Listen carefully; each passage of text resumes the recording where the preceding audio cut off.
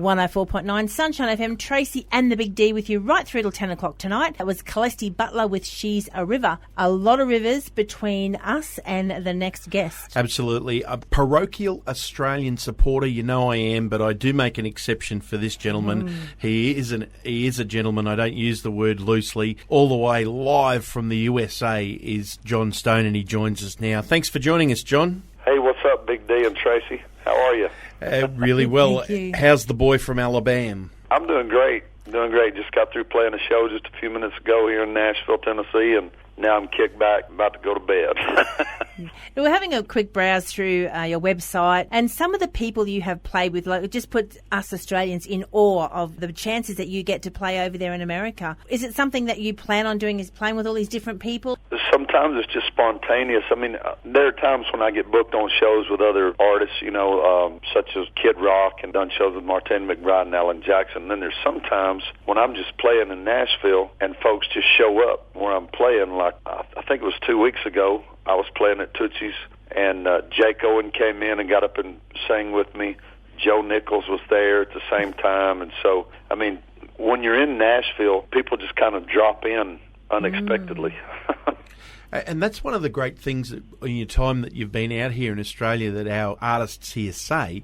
John Stone says, when you're in Nashville, look me up, come and see. And, of course, people like McAllister Kemp, Damien Bagley from the Viper Creek Band, the boys from We the Ghosts, all of these guys catch up with John Stone and then they rave about it. Yeah, well, I was back in June when we were having our big country music festival over here. I got a call from Troy Kemp. He was in town, and he came by the house. He came over here to my farm and hung out for a little while, and then came out to Tootsie's and got up, and I got him on stage, and we jammed. It was awesome. We had a great time. And so, yeah, absolutely. When I meet up with those guys in Australia, I give them my phone number and email and stuff like that, and tell them if they ever get over to Nashville to look me up. And I'm always glad to have them on my stage because they're great talented guys, man. I mean, they're great musicians, great singers, and they're just good people.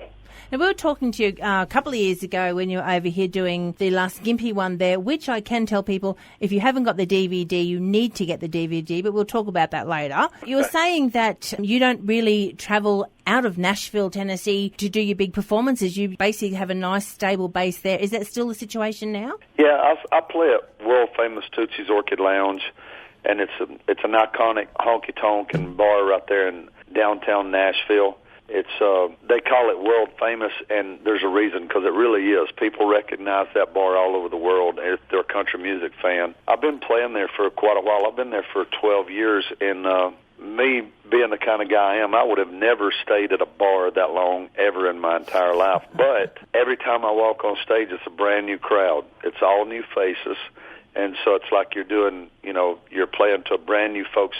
You could play on Monday night, and then Tuesday night, it's a totally different crowd in there than you had the night before, because people just come into town, then they leave, or they're there for a few days and then they go home. And that place has just opened up so many doors for me as far as the people that I've met and become friends with, and some of the opportunities that I get to go do private and corporate gigs and make some good money, and so I couldn't ask for any better. And I can just imagine you would have plenty of stories. You could probably write a few novels about some of the stories that have come out of Tootsie's. John Stone and the stories of Tootsie's. We might take a quick break, have a listen to Mama and Budweiser, and we'll be back very, very shortly with John Stone. There you go, folks. Mama and Budweiser, and of course Tootsie's gets a mention there too in the song, and it's something that we've been talking about there. Tracy mentioned that we met John Stone a couple of years ago.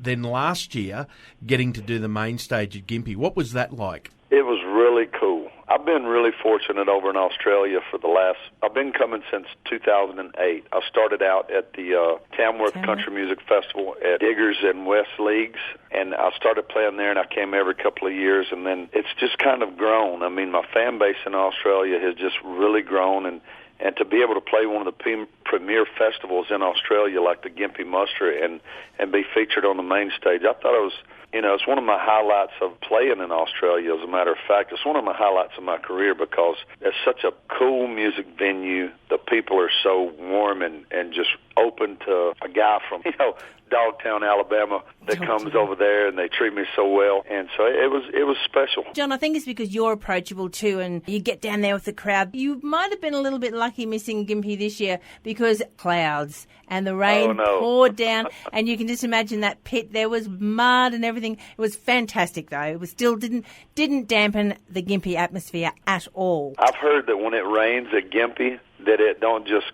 kind of rain a little bit, it rains a lot.